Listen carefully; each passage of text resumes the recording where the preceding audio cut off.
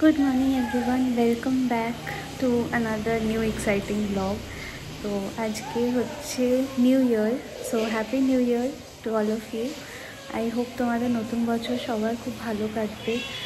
আর আমার তো অলরেডি শুরু হয়ে গেছে নতুন বছরটা পুরো পারফেক্টলি যেরকম আমি চেয়েছিলাম বা প্ল্যান করেছিলাম। সো আজকের দিনেই হচ্ছে আমার বেবির নেম ডে, মানে ছয়ষষ্ঠী যে অনুষ্ঠানটা হয় সেটা হচ্ছে আজকের দিনেই। তো আজকেই নিউ ইয়ারও করেছে, আজকে ওর নামকরণ দিনও হবে। তো আজকে সবাই আসবে এখানে পুচকুকে দেখতে, রিচুয়ালগুলো করতে, নামকরণ করতে। সো সকাল সকাল উঠে গেছি, ফ্রেশ হয়ে গেছি। আর কালকে না রাত্রেবেলা এত বাজি ফাটছিল 12টার সময়, আর মানে আমি ওকে নিয়ে রীতিমতো ভয় পেয়ে গেছিলাম যে মানে ওদের হার্ট এত ইয়ে হয় না, মানে নাজুক হয় না, যে এরকম মানে কিছু একটা ছোটোখাটো আওয়াজও ওরা খুব মানে ভয় পেয়ে যায় আর কি। তো এই জন্য আমি একটু ভয় পাচ্ছিলাম ওকে নিয়ে। বাট কালকের দিনটা ভালোভাবে কেটে গেছে, কান্নাকাটিও সেরকমভাবে করেনি। আমি একদম বুকের কাছে নিয়ে ওকে আমি আর রিজু বসেছিলাম, তো এই জন্য অতটা অসুবিধা হয়নি। তো যাই হোক, এই হচ্ছে সকাল সকাল আজকে শুরু হচ্ছে এইভাবে দিনটা। অ্যান্ড দেখতে থাকবো আজকে পুরো ব্লগটা, খুব তোমাদের ভালো লাগবে। তো এখনও পুচকুকে নিয়ে রোদে বসেছে, রোদ লাগানো ইজ ইম্পর্টেন্ট।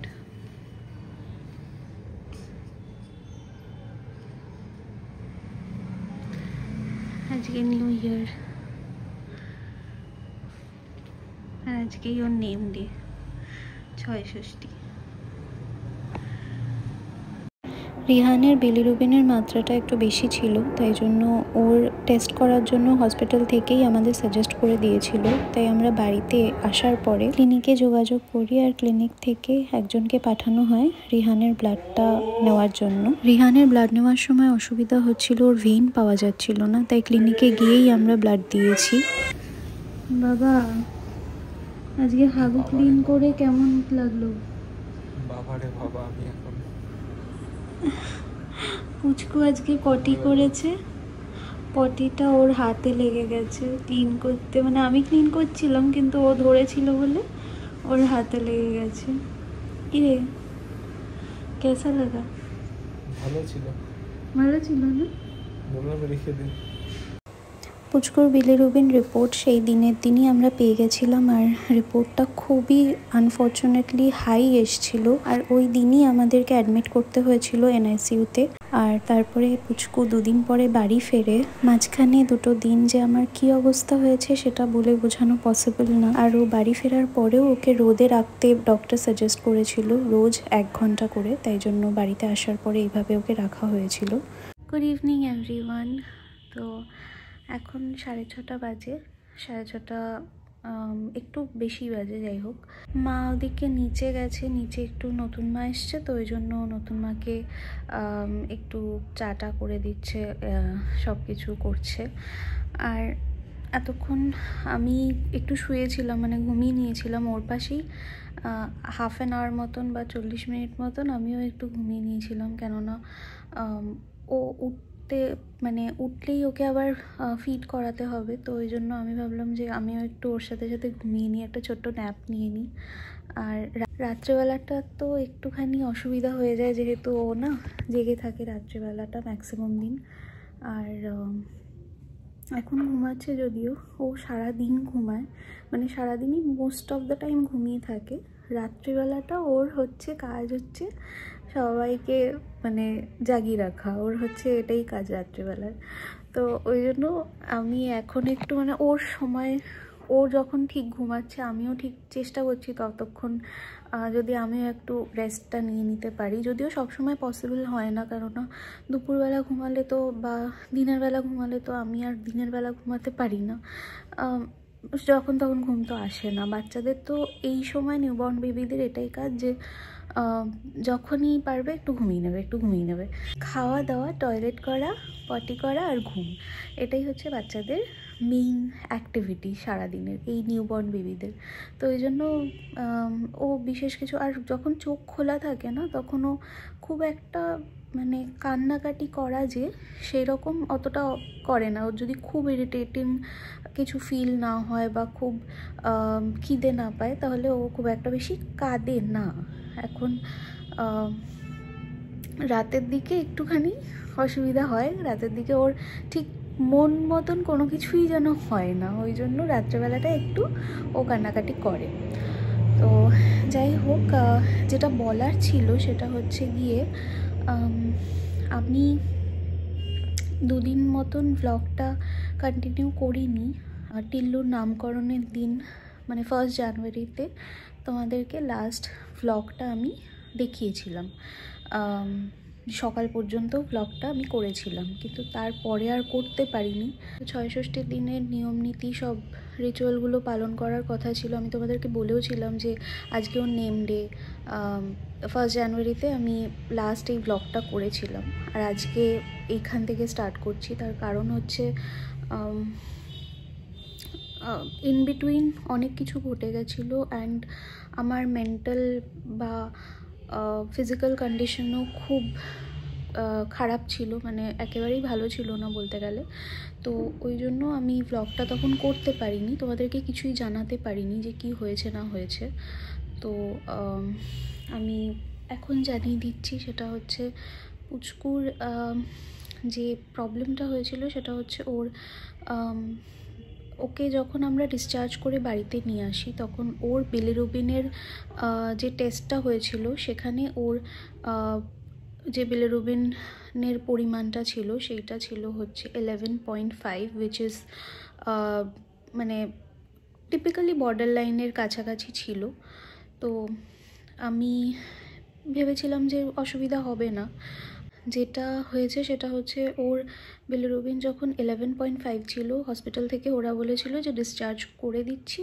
এটা ওরা হসপিটাল থেকে মানে নার্সিংহোম থেকে বললো ঠিকই যে আমরা ডিসচার্জ করে দিচ্ছি, কিন্তু এটা মেবি বাড়তে পারে। তো আই ওয়াজ নট শিওর যে এটা বাড়বেই বা কমবে। Everything is very new to us. তো ওই জন্য আমাদের পক্ষে জানা সম্ভব ছিল না যে এটা অ্যাকচুয়ালি কি হতে পারে না পারে। তো যাই হোক, আমরা কোনো ডাউট রাখিনি। আমরা ভেবেছিলাম যে ঠিক আছে, মেবি এটা আর বাড়বে না। হসপিটাল থেকে যদিও বলে দেওয়া হয়েছিল যে এটা কিন্তু বাড়লেও বাড়তে পারে। So in that case you have to test the bilirubin thing again, মানে ওরা বলে দিয়েছিল যে পুচকুর ব্লাড টেস্টটা আবার আরেকবার করাতে হবে। আমি সচরাচর এই জিনিসগুলো নিয়ে অতটা ভাবি না, আমি পজিটিভই ভাবি সবসময়, নেগেটিভটা অত চিন্তা করি না কখনোই, কেননা ওটাতে মাইন্ডে একটা ইম্প্যাক্ট পড়বে আমার। তো ওই জন্য আমি ভাবিনি যে এটা এতটা ইম্পর্টেন্ট বা কিছু। কিন্তু যখন একদিন পেরিয়ে গেল তখন আমি হালকা হালকা ওর চোখের দিকটা দেখতে লাগলাম যে চোখটা ওর হলদে হলদে হয়ে আসছে। তারপরে আমি রিজুকেও বলি যে দেখ এরকম চোখটা কিন্তু হালকা হলদে হলদে লাগছে। তো ও বলল যে তাহলে ওর তো বিলিরুবিন টেস্টটা আবার করানোর কথা ছিল, তো তাহলে ওটা আমরা করিয়ে নিই, দেখি কি মানে দাঁড়ায়। তো ওর বিলিরুবিন টেস্ট করানো হলো। আমরা আবার আমাদের লোকাল এখানেই একটা ক্লিনিক মতন ছিল, সেখানে গেলাম, গিয়ে টেস্ট করালাম। And when the result came out, মানে আমরা এতটা ভয় পেয়ে গেছিলাম বিকজ ওর লেভেল ছিল 11.5, বাট যখন লাস্ট চেক করলাম আমরা তখন টেস্ট রিপোর্টে দেখা গেল 20.4 চলে এসছে। অ্যান্ড আমি সঙ্গে সঙ্গে আমাদের যে ডক্টর আছে আমি জানালাম ওনাকে, অ্যান্ড শি অ্যাডভাইসড যে ইমিডিয়েটলি ওকে ভর্তি করাতে হবে, আদারওয়াইজ এটাই যদি আরেকবার মানে আরেকটু বেড়ে যায় তাহলে কিন্তু ওর অনেকটা রিস্ক হয়ে যাবে। তো আমিও আর দেরি না করে ওই দিনই 1 জানুয়ারির দিনই টেস্ট করিয়েছি। টেস্টের রিপোর্টও ওই দিনই চলে এসেছে, লাকিলি, থ্যাংক গড। কেননা এই ইয়েগুলো না, জিনিসগুলো এই জন্ডিস হলে হুট করে বাড়তে থাকে। এক বেলার মধ্যে ওটা বেড়ে গিয়ে বা কালকে সকালের মধ্যে বেড়ে গিয়ে ওটা অনেকটা বেড়ে যেতে পারে আর কি। তো ওই জন্য থ্যাঙ্ক গড যে আমাদের ওই দিনেই সমস্ত কিছু হয়ে গেছিলো। অ্যান্ড আমরা ওই দিনই আর দেরি করিনি, আমরা ওই দিনই অ্যাডমিশন করিয়ে নিলাম হসপিটালে, যে হসপিটাল মানে চারনকে গেছিলাম আমরা। তো I was not prepared for this at all. মানে আমি মেন্টালি এতটা ভেঙে পড়েছিলাম, অ্যান্ড আমার মুখে চোখে শরীরে প্রত্যেকটা মানে সব কিছুতে আমার প্রকাশ পাচ্ছিল যে আই এম নট ওয়েল। তো ওই জন্য ওই দিনকার ব্লগটা আমি করিনি। ওই যে বললাম মেন্টাল কন্ডিশন ভীষণ খারাপ ছিল। তারপরে ওকে ওখানে রাখা হলো ফর ফটোথেরাপি, অ্যান্ড আমি ওকে লাস্ট ওখানে অ্যাডমিট করালাম। করিয়ে খারাপ লাগছিল সব থেকে বেশি এটা ভেবে যে ওখানে একা একা থাকবে, কি করছে, কান্নাকাটি করছে না করছে, আমার কাছে থাকলে একটা ব্যাপার ছিল। কিন্তু ওরা বলছে যে মাদারের এখানে থেকে কিছু করার কোনো দরকার নেই বা উপায় নেই।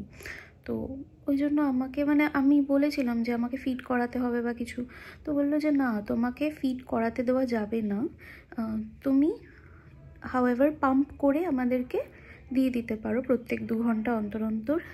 হি will be needing some food, তো ওটা পাম্প করে করে তুমি পাঠাতে পারো, বা তুমি এখানে এসে পাম্প করে দিয়ে দিতে পারো। এবার আমার পক্ষে ওখানে, আমার বাড়ি এখানে মধ্যমগ্রাম থেকে চারনকে ডেইলি এই অবস্থায় উইথ স্টিচেস অ্যান্ড অল এই কন্ডিশনে যাওয়াটা পসিবল ছিল না।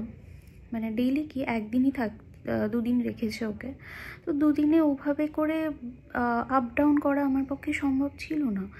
So I had to decide something. তো আমি ভাবলাম যে প্রথমে আমরা ডিসাইডও করেছিলাম যে আমরা ওখানেই একটা কাছাকাছি দেখে হোটেলে রুম নিয়ে নেব, নিয়ে তারপরে ওখানে থেকে আমি প্রত্যেক 2 ঘন্টা অন্তর গিয়ে পাম্প করে আমার বেবির জন্য ফুড ওদেরকে সাপ্লাই দেব।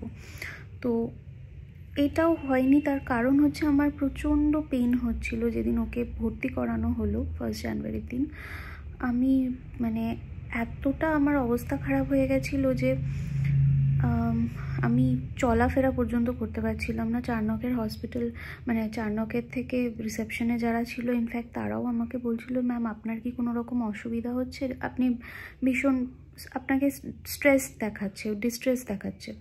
তো আমি বললাম যে না, আমার সবে ওটি হয়েছে, তো 2 দিন হলো, তো আমার একটু পেন হচ্ছে।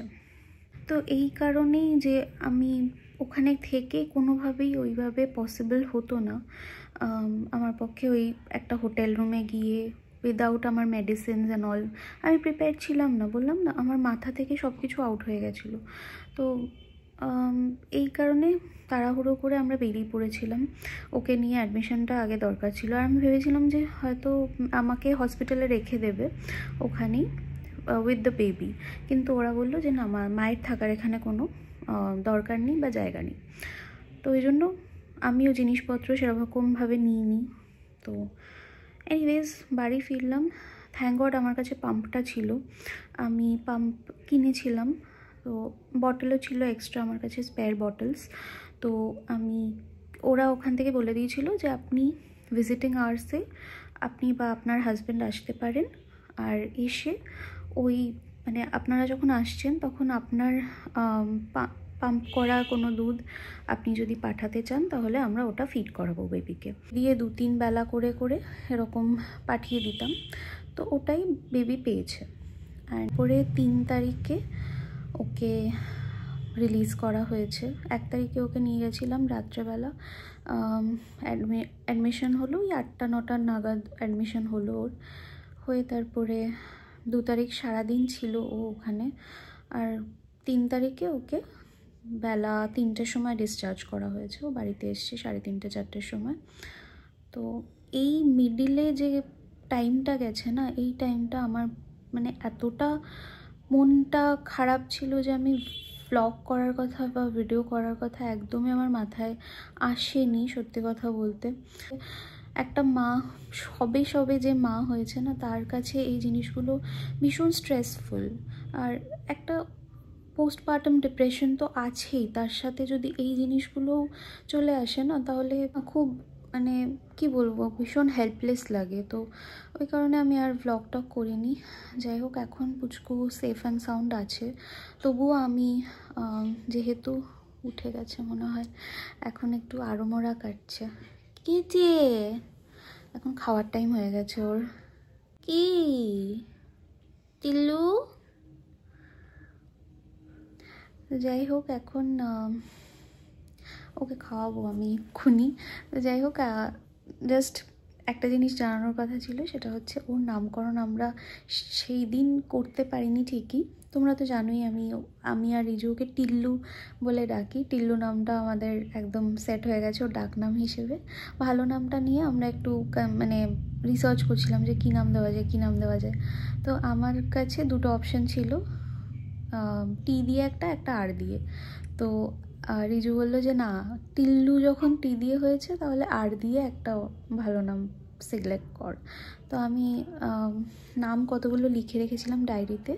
তো ওর মধ্যে থেকে আমরা একটা মিউচুয়ালি একটা সিলেক্ট করেছিলাম। সো আমাদের বেবির নাম ফাইনালি আমরা ডিসাইড করেছি রিহান।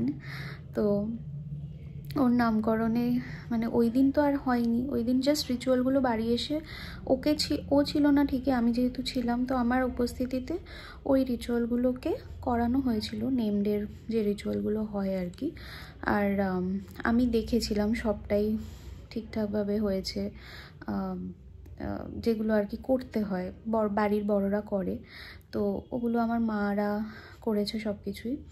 অ্যান্ড সেই দিন নামটা রাখা হয়নি। তো আমরা পরের দিন ও যখন বাড়ি ফেরে তখন নামটা ওর রাখি। তো আমার তো ভীষণ পছন্দ নামটা, আর রিজুরও ভালো লেগেছে ছোটোখাটো নামটা বেশ। তোমরা কমেন্টে জানিও যে নামটা কেমন হয়েছে। আর রিহানকে তোমরা অনেক অনেক ভালোবাসা, আদর আর আশীর্বাদ দিও। এখন না ওকে খাওয়াতে হবে, ও অনেকক্ষণ ধরে আড়মোড়া কাটছে। তো ওকে একটু খাইয়ে দিই আমি, তারপরে আবার পরে বাকিটা দেখাচ্ছি। এখন সন্ধেবেলা না আমি মশারিটা টানিয়ে দিয়েছি ওকে, কেননা প্রচণ্ড মশা ছিল বাইরে। দুপুরের পর থেকে এত মশা যে দুপুরবেলাই আমি এই মশারিটা টানাতে বলে দিলাম।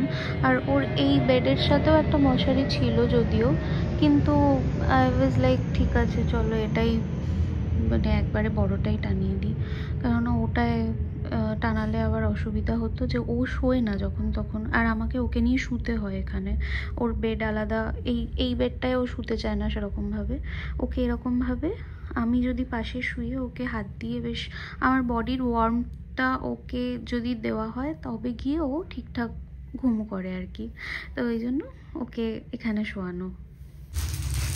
ঠাম্মু জামা এনেছে, ফ্লিপকার্ট থেকে অর্ডার করেছিল।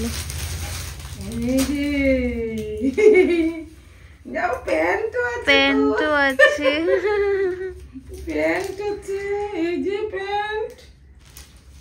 ওই যে ইনার জামাগুলো না, ও বলছিল আগের দিন অর্ডার করেছে। হ্যাঁ এই যে ছিল না তো বাড়িতে। বাবা বাবা বাবা দেখ, চলো মেলায় যাবো তো। মেলা? এই যে এখানে মেলা হচ্ছে। কোথায় বাবা এসছি? বাবা ঘুম করে না।